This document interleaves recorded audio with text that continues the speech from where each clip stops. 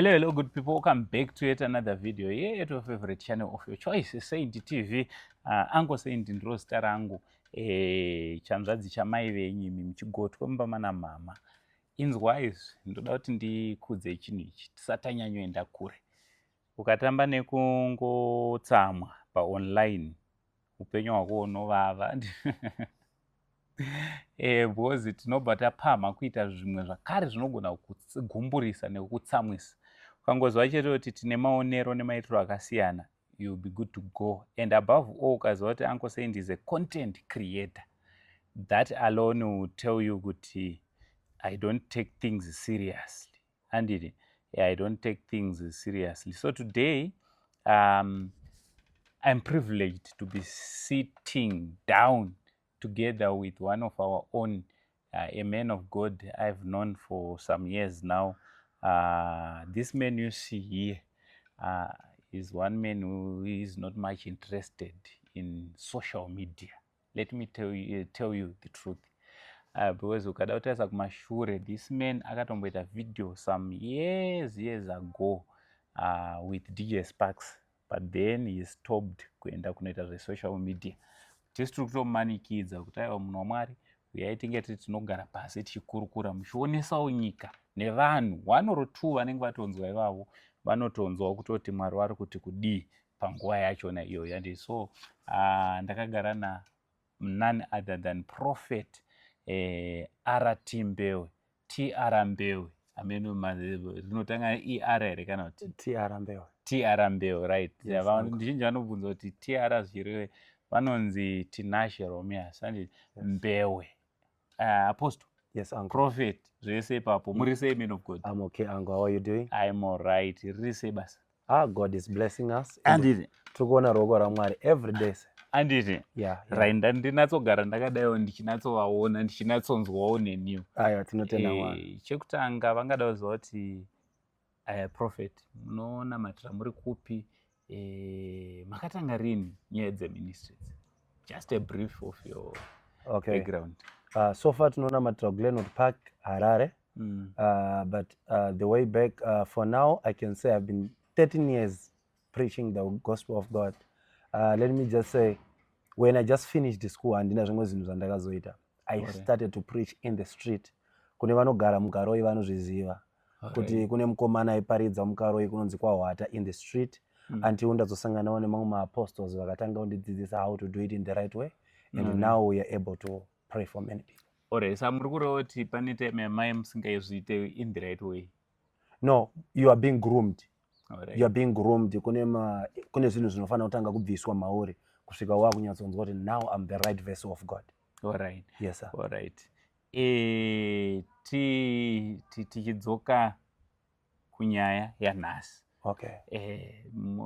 Imi muri munhu ano-claima, anditi, according to you munonzwa Mwari, anditi, not isusu tinozobhilivha zvamune matudza, but according to you imi munonzwa Mwari. And imimi last time pandakataura nemi pane video riri panapa ramaitotaura kuti zvichange kudai zvinodai. Yes.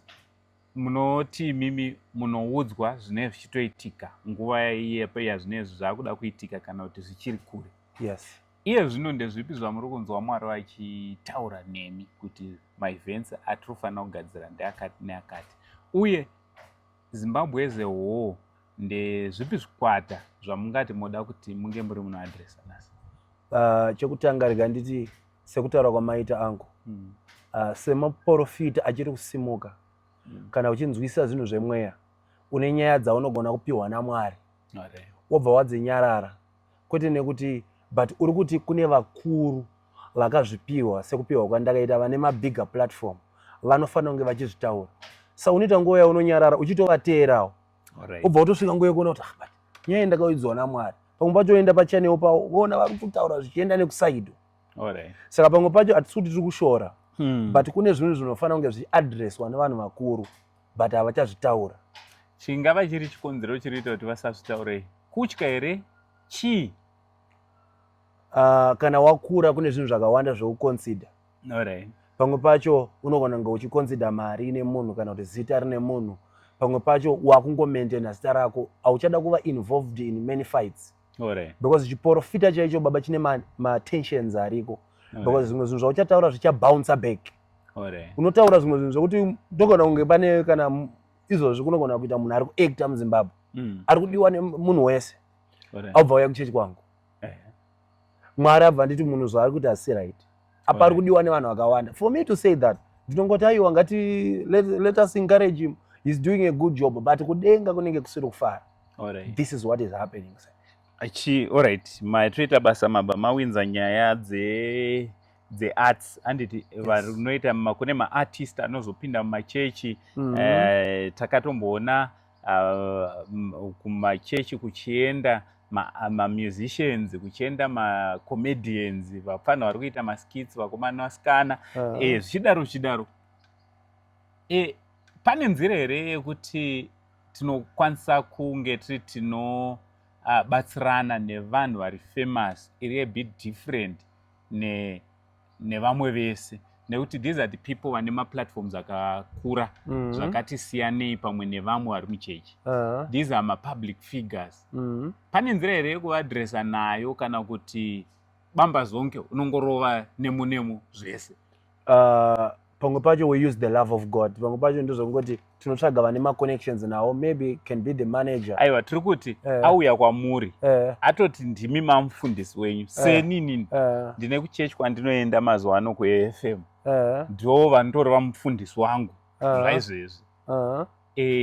Pane nzira here iya vanoti aiwa this guy is having over 500,000 followers on all his social media handles yavanofanira kunditsura nayo, kana kuti vanogona kungoti chero vari papulpit nekuti ndiri public figure vanogona kutotanga kutongotaura pamusoro pangu? Aiwa, chiporofita hachisi chekuda kuonererwa nacho angu. Pamwe pacho you go on personal level. Moudza munhu, but pamwe pacho nenichitya futi kurasikirwa nemi kuti manje angu sei ndihama yangu ndakazovaudza chokwadi saka havachazouya. So sometimes we are keeping people and their sins so that tinoramba tiinavo tinge tichitya kuti takavaudza chokwadi tinozorasikirwa navo. Ndambonzwa ndakambonzwa muchitaura handiti pathis other sermon yenyu ndandindova nemukana wekubvunzai nhasi muchitaura nezvekuti maartist kana kuti vanhu vanozorira, not vese though according to you, but vamwe vane nzvimbo dzavari kuenda vachinobata zvakasiyana siyana. Maizama kureva kuti kudii musi uya man of God? Chakaitika angu ndainamatira vamwe vana vachangotanga kupinda music. Saka ndichiisa maoko pavari ndakanzi namweya mutsvene kune ceiling yauri kufanira kubreaka munyika kuti vana havarire. Ndakati ceiling yandofanira kubreaka yakadii? Ndobva ndatanga kupiwa vamwe vaimbe vane mbiri. Zvanzi uri kuona uyo nauyo nauyo vari kuteererwa nauyo nauyo.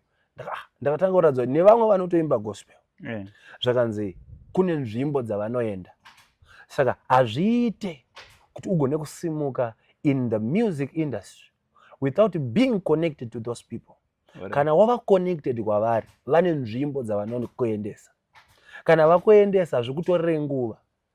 Mweya mutsvene ndobva andiudza zvokuti vafana vachangotanga kuimba nenge vachingoti pamwe ndakaficha naningi ndokuti ndirire. Aiwa, nyaya haizi yekuficha, nyaya ndeyekuendeswa, vane kwavanokuendesa.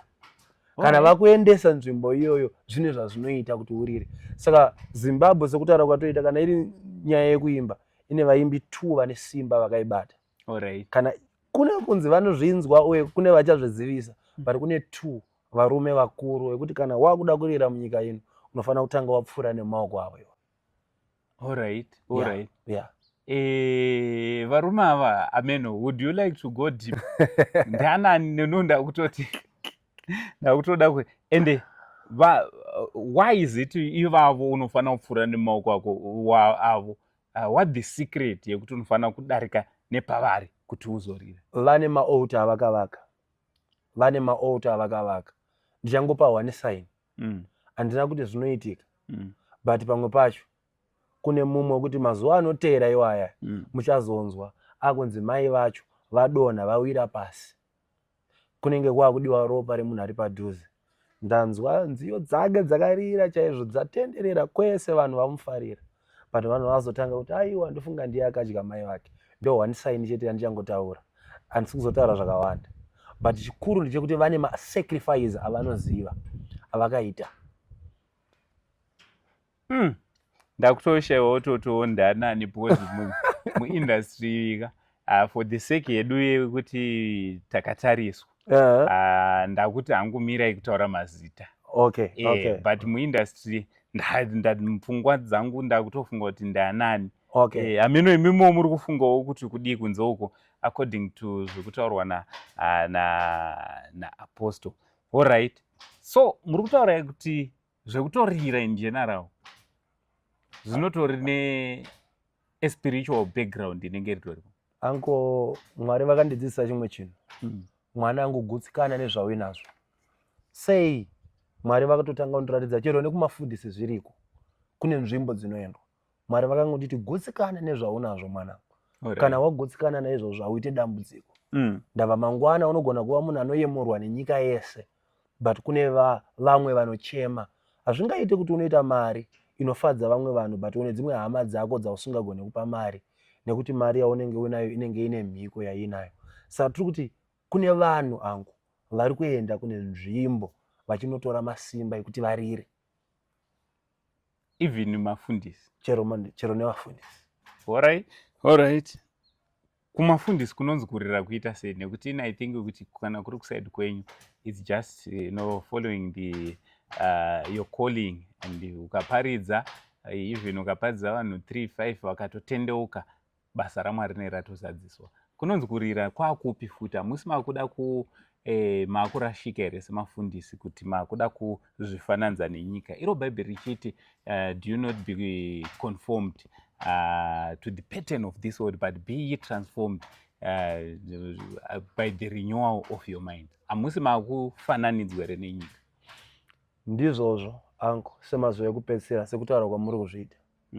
Asi ndiri kuti nguva yatasvika iyi inguva inorwadza uye inguva inorema. Zvamuri kutotaura hakusitorina izvo. Aiwa hakusitorina anko. Izvozvi nhasi ndakaita mufundisi wangu kuchechi. Vese vanotongofara kuti tinzi nhasi atransfer kubva kubranchi emuHarare. Ukaona kuzongomutransfer kumusha chete kutonzwa kuti baba havana kunzwa Mwara. Saka tiri kuti aiwa pemasozi takatobva. Level rekunzi vanhu masozi aiwa hakusina. Vashoma vachiri kuzviita. Vachiri kunzwisisa kuti winning souls, that's the main agenda of a church. Vakutoita zvavo. We are doing on our own thing. Vachizviitira ivo. Yes sir. Saka tiudze kuti munhu weMwari chaiye mazuva atiri kurarama akaoma akadaiwo tinomuziva sei? Chechi chaiyo iri right tinoiziva sei? Because tine vanhu vakawanda vari kurasika and then most of them I've got quite a number of people and most of these people are watching me right now. We have migrated from one church to another, one church to another. And what is it that people will be looking for?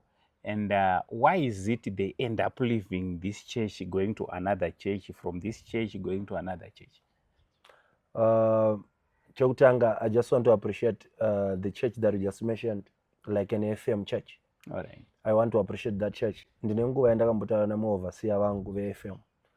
Ndakati I feel like quitting the prophetic ministry. All right. Zvakanzi why? Ndakati there is a lot in the prophetic. All right. Zvekuti I felt like I was losing the direction of God. It's better to go back in that voice. And said, no, God called you. Push.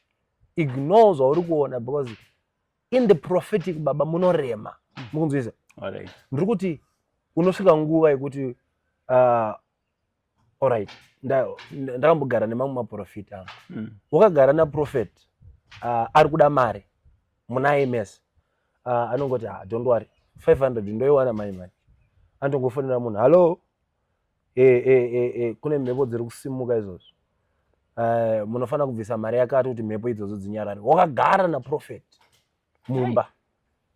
Nguva diki munhu otomhanya sure mhepo dzinyarare munhu wamwari ndingori ne 300 izvozvo. Regai mhepo dzangu dzinyarare.